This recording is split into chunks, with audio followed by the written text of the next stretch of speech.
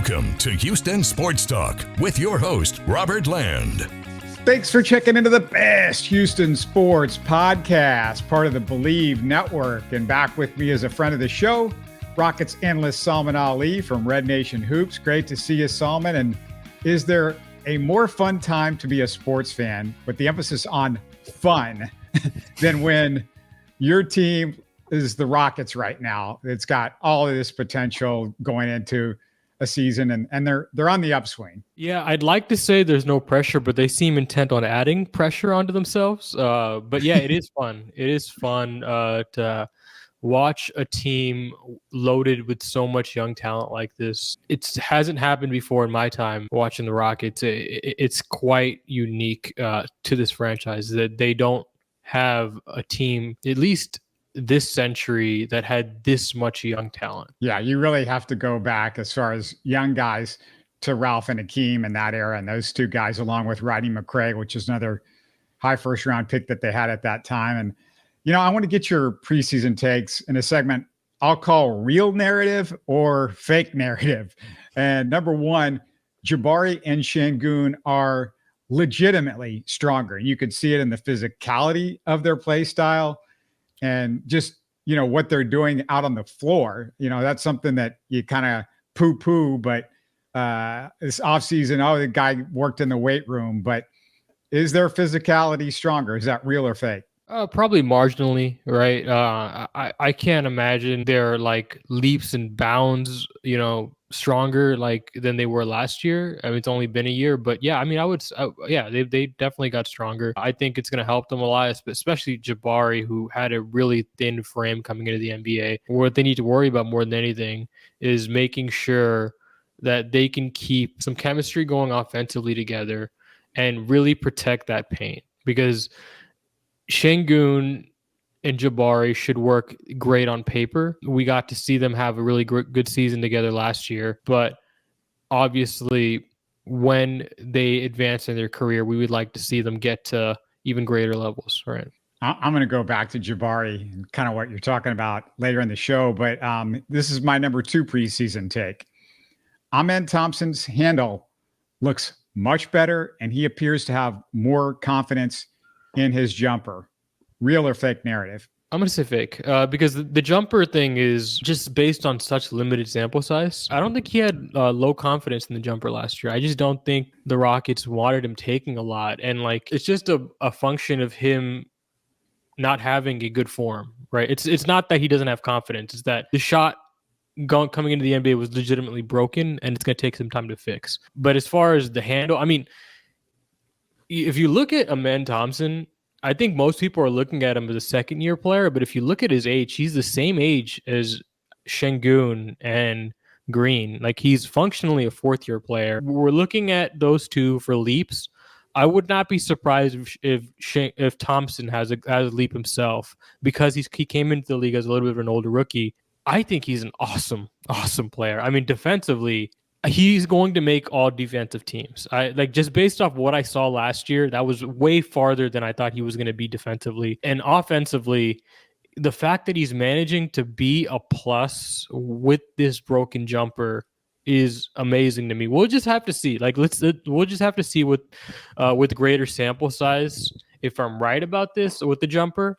But I just suspect it's going to take longer than what it's been, like a year, to fix it. Yeah, no, the jumper, it's still a thing, but I feel like, okay, I'm starting to see something. I mean, he has hit a couple of threes, and he, I don't know, he just looked more confident when he shot it. The bigger thing to me, though, it was like he was dribbling a wet bar of soap early last year. By the end of last year, it was a little bit better, but it wasn't great. I just didn't see the confidence. And you know, there's been no time this year where I thought, oh, he just, you know, got it stolen, or he just kind of lost it all of a sudden. Even his hands when he catches the ball, that's another thing that I'm going to keep an eye out on, because that was an issue last year. He'd catch it in traffic, or, you know, we talked about how well he would finish it around the basket in the dunker spot, but he was still having times where the ball would hit him in the hands and he would lose it.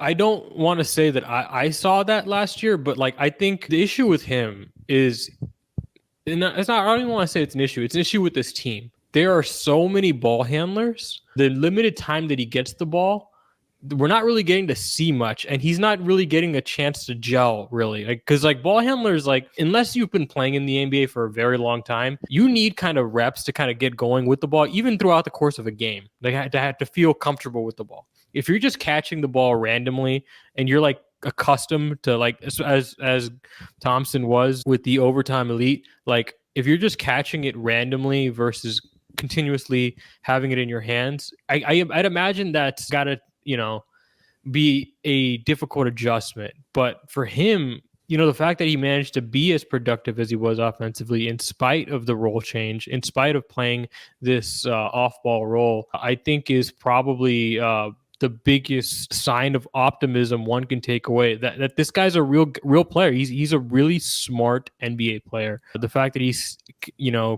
can find a way to be productive offensively on and off the ball without a jump shot. I think that's probably what leaves me the most excited about Amen. I'm a little biased, right? I think he's probably my second favorite prospect on this team. I mean, you could even convince me that he's the best prospect on this team. I think his ceiling is uber high. It's just a matter of how it fits together with the rest of this team. Yeah, and the jumper is a big part of that equation because you can't turn into an all-star, all-NBA type guy typically without that. Number 3 preseason take. This is a little bit of a toughie. Small sample size, just a few games, but Jalen Green, his three-point shot looks better. Is that real or fake? I think that's real. So with Jalen, this is the only thing that's been missing, right? He took a big step up defensively. He took a big step up as a ball handler, right? He started doing more pick and roll last year. He still has a lot of room to grow with the pick and roll operation, but he's making strides as a passer. Everything can get better, but the biggest hole, the thing that he has not gotten better at is 3-point shooting. I'd imagine that was a big focus for him this summer, as well as his first couple years in the league. I feel like I've said this on my show before. Third-year leaps are bullshit, right? I'm sorry, I'm not sure if I can swear on the show. For players who are they spend 1 year in college or 1 year with the Ignite or whatever, right?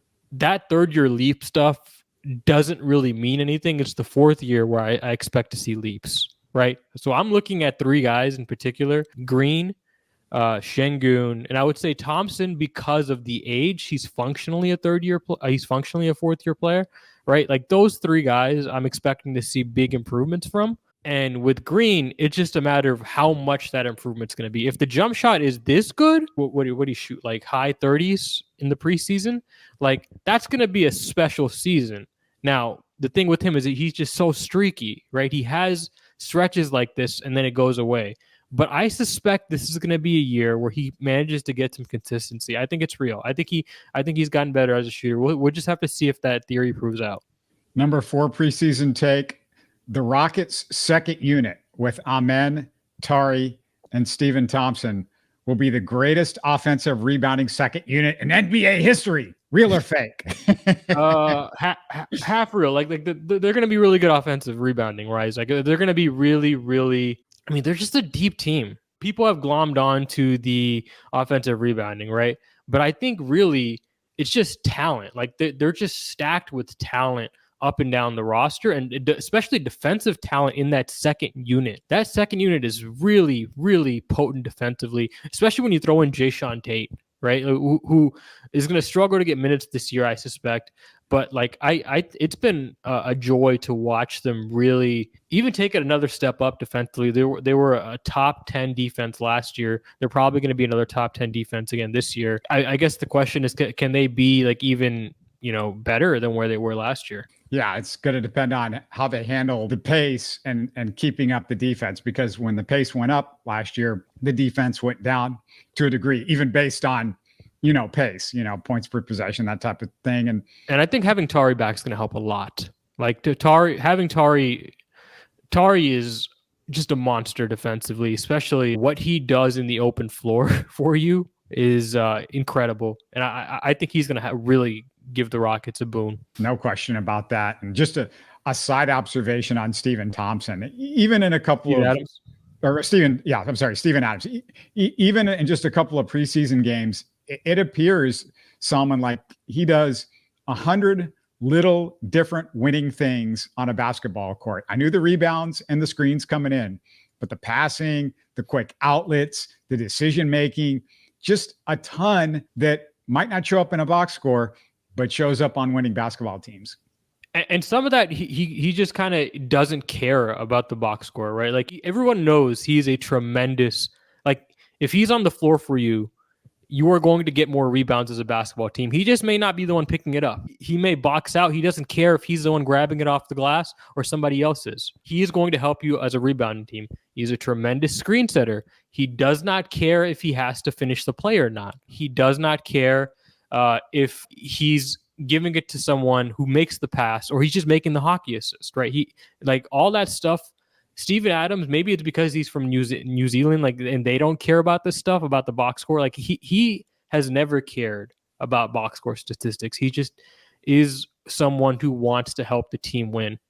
Yeah, no question. I mean, perfect team player, the whole 9 yards. And yeah, I think I said Thompson a couple of times. Obviously, I meant Steven Adams. And I've got another Steven Thompson that's in my life, and I've crossed the Amen Steven stuff. But just a minute, I want to get your observations, Salman, kind of what you saw in preseason. But first, just a quick reminder, join us for our live Texans Colts postgame show Sunday, and I'll have a Colts Insider on Thursday. My co-host Steven and I have our regular show on a variety of topics tomorrow. And of course, for this show and all our content, share your thoughts on YouTube, click the like button, and subscribe both on YouTube or your favorite podcast app. All right, Salman, anything you've seen or heard in preseason that's caught your interest? This Reed Sheppard thing is interesting, right? Because I believe on this show you asked me last year whether or not Cam Whitmore was going to play, and I said he probably wasn't unless there was some injury, right? And that ended up being the case. I would have said the same thing this year if you would have asked me, is he going to make the rotation with Reed Sheppard? That is, and I'd say with even more confidence because the roster's gotten even more deep, right? Right.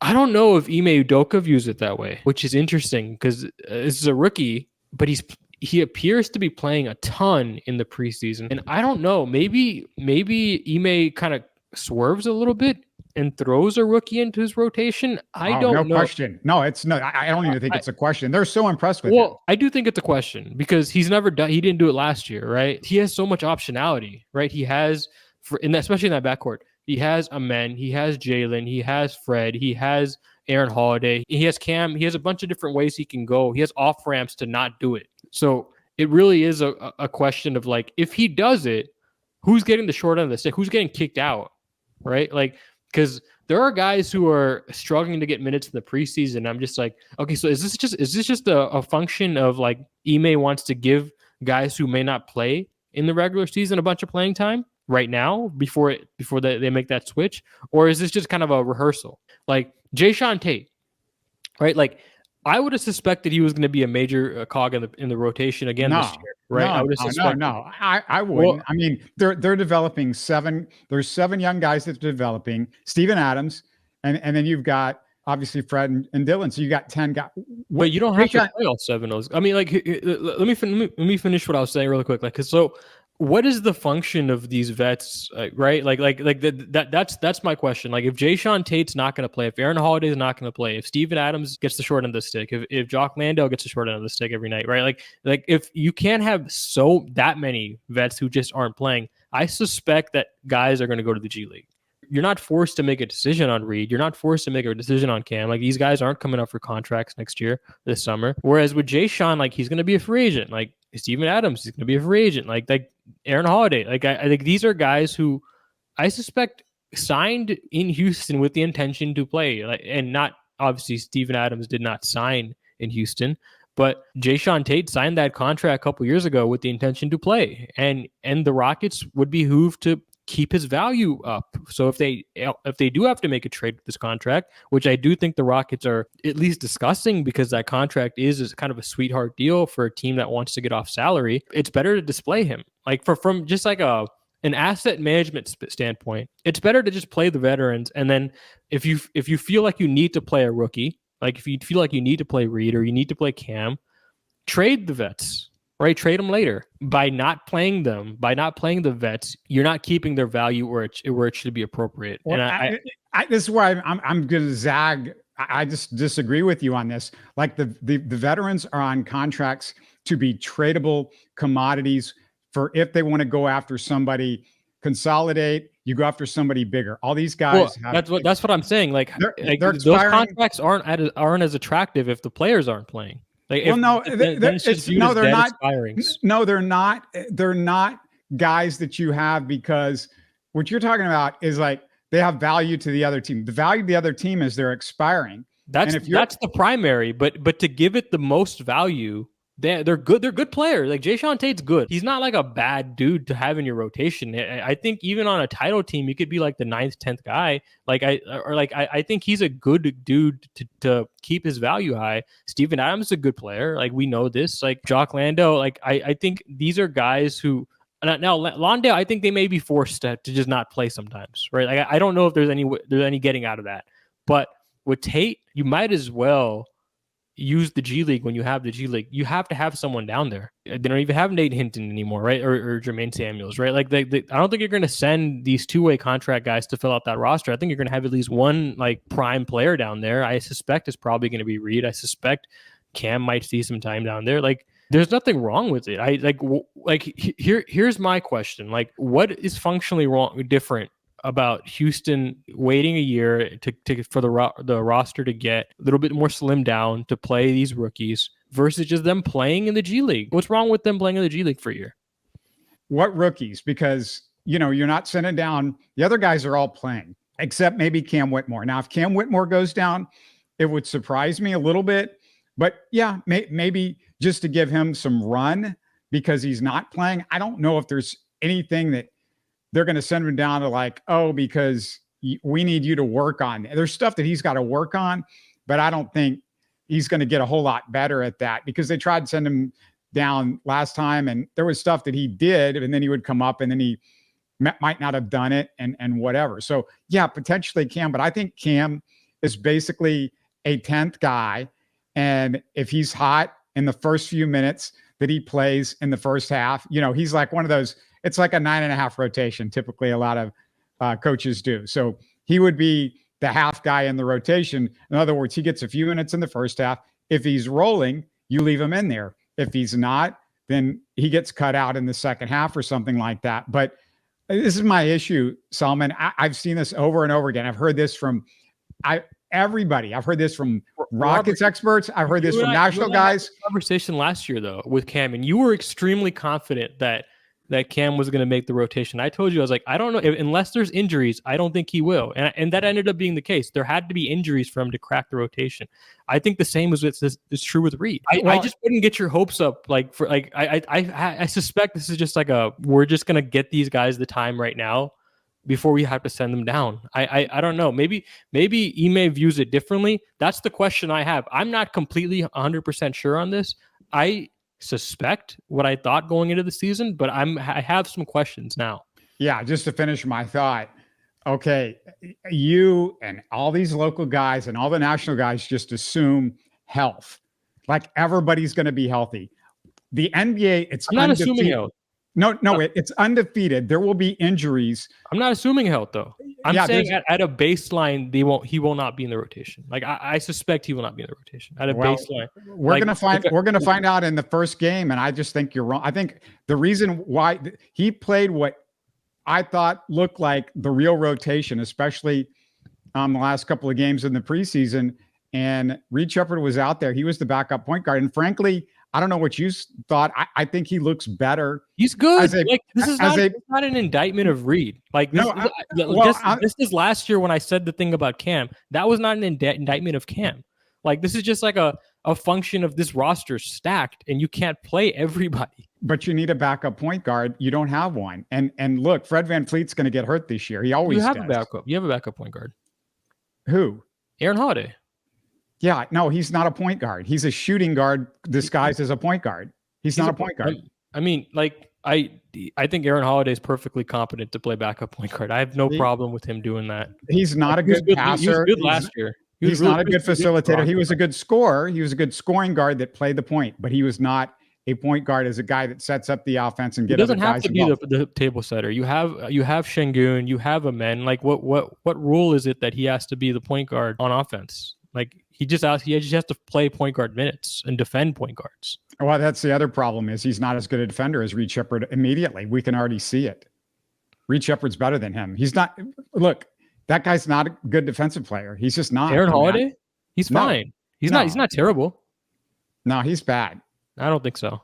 I disagree. I don't think I think he's fine. Like Reed has higher defensive upside, but like as far as going into next season, I would suspect that Holiday is probably going to be as good, if not a little bit better, just as a baseline for next season. But this is just the thing with coaches. Like, they don't trust rookies to play. They to give them a giant role like that if they don't have to do it, right? And Ime doesn't have to do it. He has these guys. What's the point of having Aaron Holiday on the roster if you're not going to play him? Like, they clearly wanted to bring him back. The point of having him on the roster, to me, is to have veteran guys to help the younger guys and guys at the back of the bench in case there is injuries. Like I said, there will be injuries, and some of these veterans will have to play. But that's when Reed plays. Really, at this point, Jeff Green and Aaron Holiday and Jayshawn Tate and Jock Landale, right now, they're just there as insurance and as contracts in case you want to trade. And Landale is probably the most likely to get some playing time because I'm assuming that Steven Adams, there's going to be games where they're just going to say, we're not going to play you. It's a back-to-back or the three games in 5 nights or something like that. You know, there is going to be issues, and you don't know how he's going to be able to handle coming back from this injury because it's a big time injury. It's been almost 2 years since he's played. But no, I think they're just nice veterans to have at the back end of the roster. And if there's an injury, it's good veterans to have because you know what? You see this everywhere around the NBA right now. There's not depth on a lot of these teams. The Rockets are basically banking on, hey, we're going to be different than a lot of teams because we're so deep. And if something happens, we're ready. I mean, outside of Fred VanVleet, I don't know if there's a injury that you can foresee with this team that you're like, oh, this is devastating. This basically closes their window to win games. If an injury happens, that you can put the rookies in too. Like it works the other. It doesn't have to go one way or the other, right? Like you can apply that principle the back, the other way around. And I think that's where Reed would play. If there was a slew of injuries in the backcourt, I think that's probably when Reed plays. I don't know for sure. That's why I posed this question, because watching the preseason, that's what stuck out to me. Wow, he's playing a lot. I wonder if this is real or fake, right? Now, I think we're going to see Reed play NBA minutes. It's probably just going to happen towards the end of the season when, the slog of the NBA season, you get some injuries towards the end. But I don't think it's a bad thing if these guys are down in the G League. I mean, it's not like we don't know how good they are. I think these guys that we're talking about, Jeff Green, Aaron Holiday, Jayshawn Tate, they're good players and they provide depth. And like, you can, once the trade comes along, because I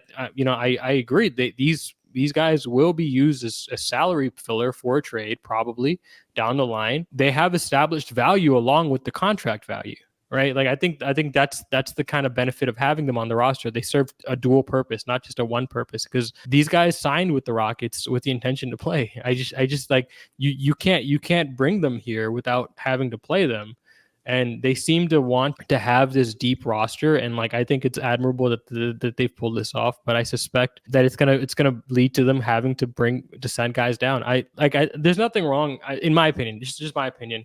I don't see anything wrong with Reed or Cam being in the G League. I know what you're saying, but I think where you got it wrong is you're saying, he didn't want to play the rookies last year. Amen Thompson was in the rotation. Then he twisted his ankle. And I didn't say he didn't want to play the rookies last year. Well, you were saying they don't like to play rookies. He was going to play Amen Thompson last year. Thompson, but there's a difference between like Amen Thompson, who was the 4th overall pick, and at a position last year where you didn't have as many options. Like with Cam, you had plenty of options in the wing, and in the backcourt this year, you have a ton of options. You didn't have as many options last year. There's a difference in the depth that they had last year versus this year. Like in this year, it's like it's even harder to play guys.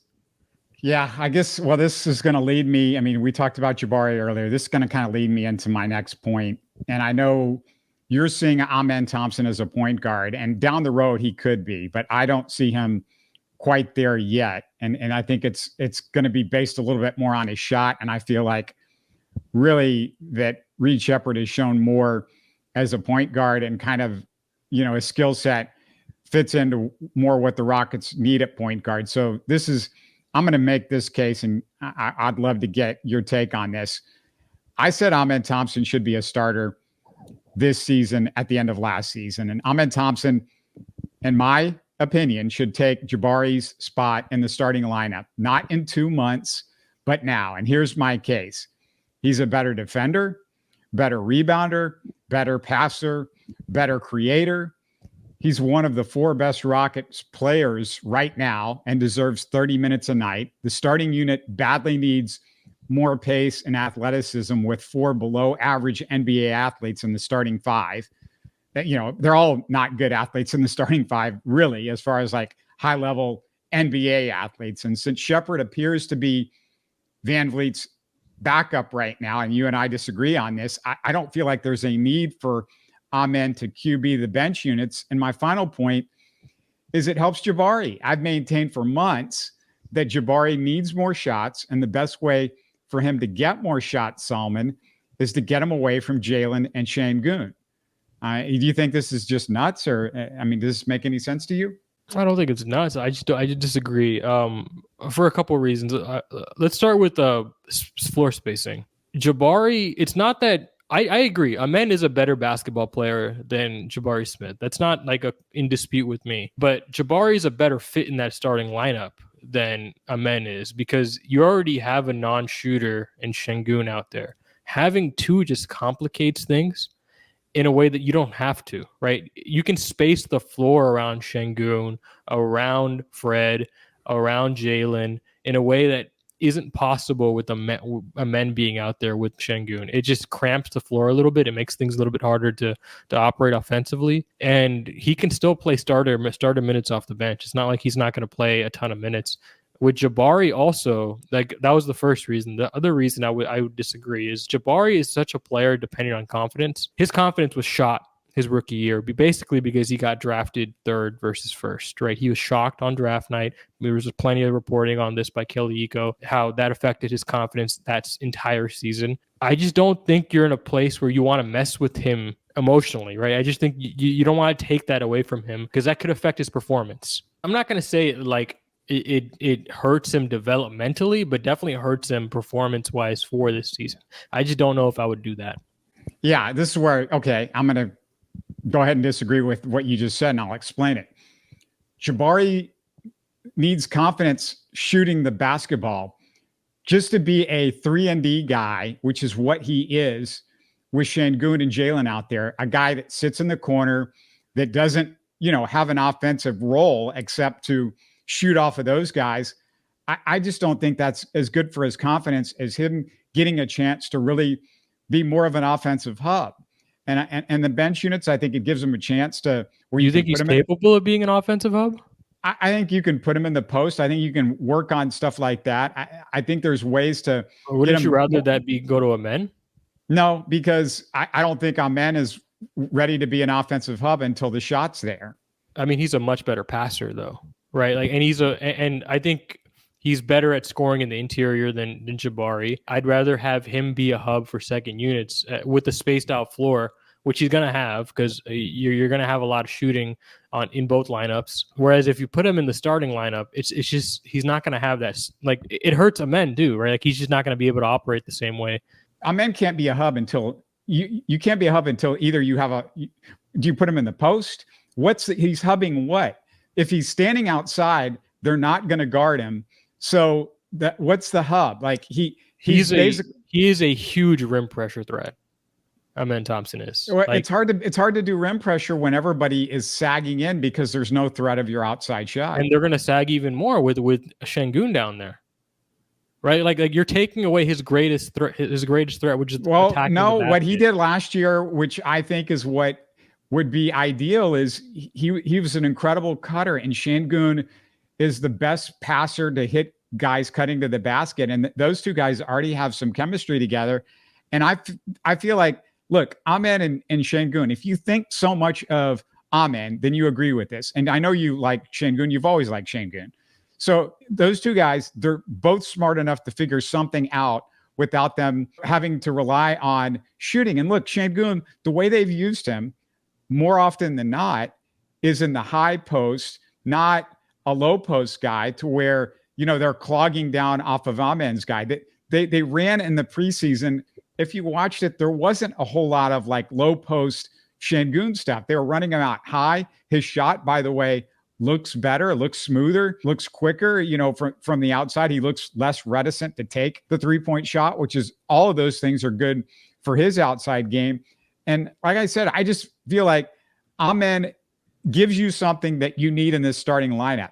You need somebody that can move the pace a little bit. It is a slow as molasses team. He wants more pace in this. You're not getting pace from Fred VanVleet. You're not getting pace from Dillon Brooks, and you're not getting pace from Sengun. They're not fast. They're not flying up the court. They're not running and dunking and all of that sort of stuff. That's not what they do. I don't think Fred VanVleet's slow. And I certainly don't think Jalen's slow. And like, I think Jabari's not slow. Like Jabari, he's probably like an average speed guy, but like it doesn't have to, the offense has to make sense. The purpose can't just be run. Like that can't just be otherwise you throw Tari out there. It'd be a Tari, Amen, Jalen, right? Like it's not like who's the fastest team. It's like who's the best team at scoring and defending, right? You're trying to put lineups out there that make sense. And I just think Sengun, and Amen, yeah, they may be able to work off each other. Does that mean they optimize each other? I don't think so. I think they just happen to be smart enough to make it work. To optimize each other, I think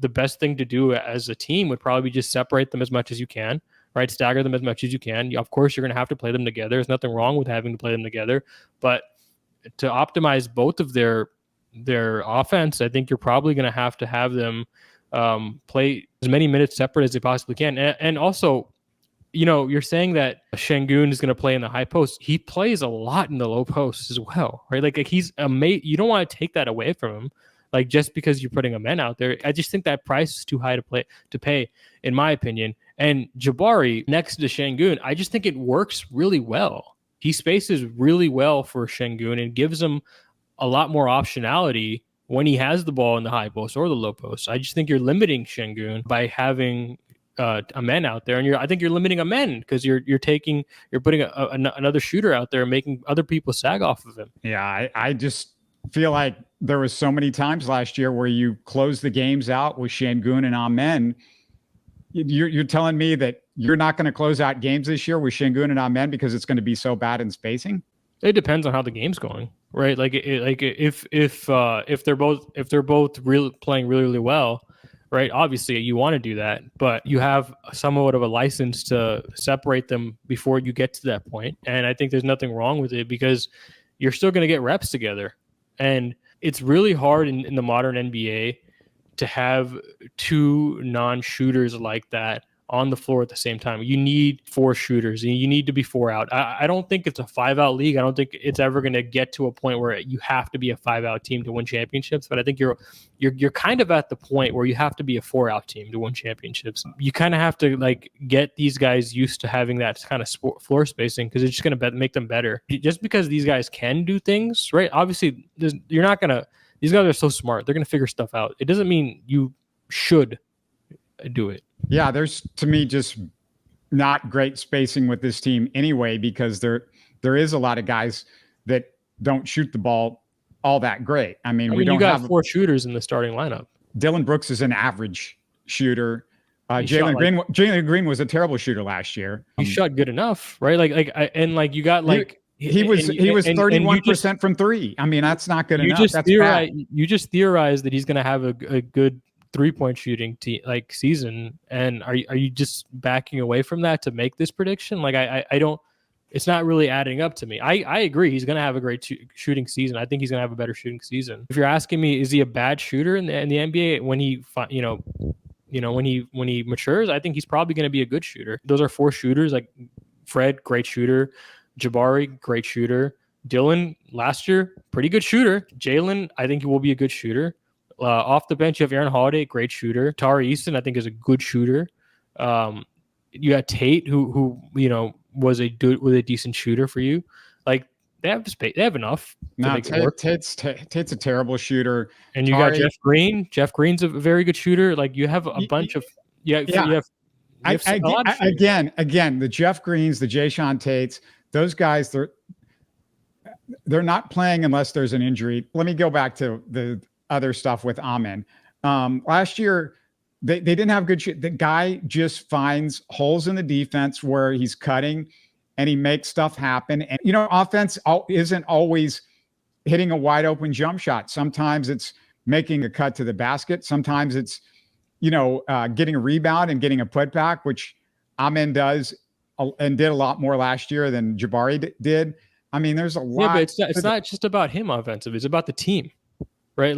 He may be able to get his own, but because he's a non-shooter, you're making everybody else kind of have to adjust for that, right? And Sengun's already having to make people adjust for his non-shooting, right?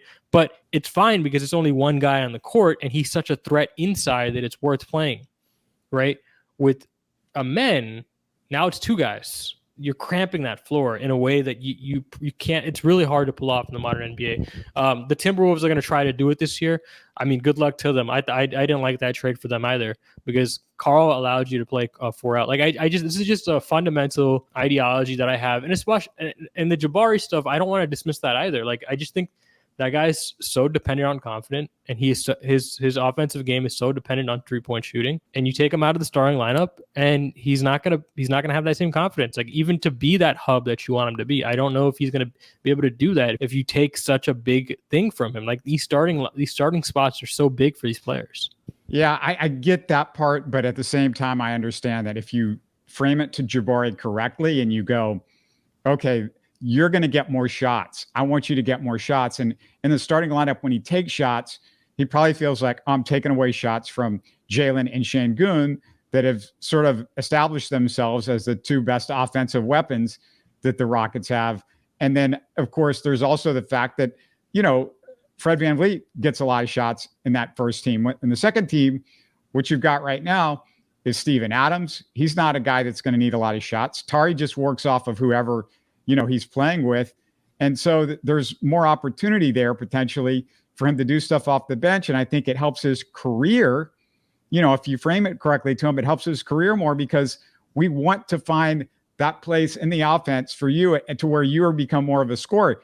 You become more value to us or anybody else down the line, to future contracts or whatever, if we can get you to the point where you're scoring. And he does have a post-up game that we've seen that's looked good, a mid-post game. I saw it look great at Auburn. It's looked good with the Rockets at times. And then, I just feel like there's more of an opportunity for him to do stuff in that offense. And he's not a terrible passer. I mean, you say, oh, he's just a finisher. He had a game where he had 4 or 5 assists in the preseason this year. It's the fact is you can't see his passing game because the ball isn't in his hands a lot of the time, with the other guys having the ball as the starters. And as far as Jalen Green, I didn't say the guy is going to all of a sudden be an elite 3-point shooter. I said he looked better in the preseason. That was a take. But he looked better because he shot 31% last year from 3. And he shot over his career, I think it's in 32 or 3%. That's below average NBA shooter at best. That's not good. We're talking Russell Westbrook type 3-point shooting percentage. Well, here's the thing, Robert. If he ends up shooting like that, I think the case is to pull him, right? If he has another season like that, I think you have a greater case to pull him out of the starting lineup versus Jabari. If it gets there, yes. But you got to see what you're trying to see. This is the Jalen year. You got to figure out if we're going to go with him or invest. It's looking more and more to me. I'm getting more confidence that he's somebody that I want to invest in long term. From what I've seen in the preseason, how he finished up last year, et cetera, et cetera. My point is, I think you can make the Sengun, Amen stuff work. I think those two guys are just so darn smart. They make everybody better on the floor, and there's so many other good things that they do. I just don't get caught up in just shooting. I think it's a fool's errand to, just get totally caught up, and we got to be 4 and 5 out. This has got to be D'Antoni, type stuff. It doesn't have to be D'Antoni type stuff. I mean, well, can you name a good offense in today's NBA that doesn't have 4 shooters in the starting lineup? I struggle to do it. Like I struggle. I've thought about this before. It's like no, I can't think of a team that has a good offensive in today's NBA that doesn't have 4 non-shooters. It's not unique to D'Antoni teams. Well, what's going to have to happen also is you would hope that Sengun, who, like I said, looked better in the preseason, his 3-point shot looked better. And he wasn't terrible last year when he shot threes. I mean, his 3-point shooting was not that much worse than Jalen, to be honest with you. But, he's not somebody that's just a total, when he shoots the ball, you go, it's not going in. That's the way Amen looked last year. We'll see, like, where are those 3 guys? How realistic is it that their shooting has gotten better? I'm just throwing this out there. I know the argument is the argument that you're making. That is the one argument. Everything else, defense, rebounding, being able to pass the ball, all of that stuff, all of that is in the Amen camp. And we all agree that this guy has got way more potential than Jabari Smith right now. I mean, it's not even close, right? I mean, you feel that way. I mean, right? Yeah. I me's not a question about Amen's talent. It's just a matter of the fit in the starting lineup. Like, I think if you want to make that kind of a move, you're gonna have to trade some players out. Like, that's just my opinion. It's not like this situation is preventing him from playing like 30 minutes a game or 28 minutes a game or whatever the Rockets end up playing him. He's gonna play basically starting level minutes. It's just gonna be off the bench, and I don't think that's a big deal.